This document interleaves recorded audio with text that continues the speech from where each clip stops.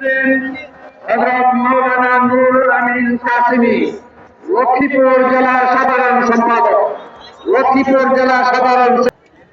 আসসালামু আলাইকুম ওয়া রাহমাতুল্লাহি ওয়া বারাকাতুহু।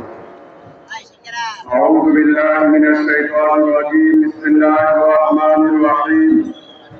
উলাইকা কাল আনআম বাল আযাল উলাইকা হুমুল গাফিলুন।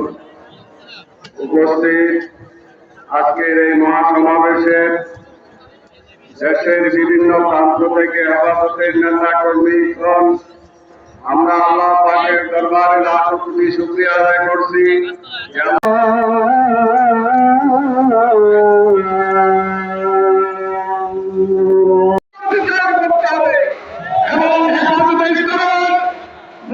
আন্দোলন সহ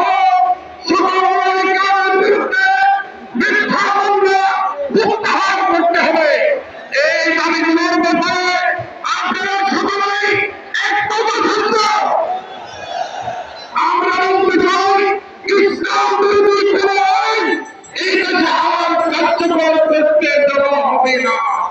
এবং ইসলাম যতদিন আছে আমাদের লাশের উপরে, আমাদের রক্তের উপরে এই আইনগুলো বাস্তবায়ন করতে হবে।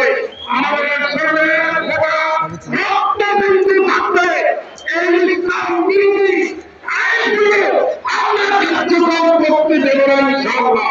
আসসালামু আলাইকুম ওয়া রাহমাতুল্লাহি ওয়া বারাকাতুহু।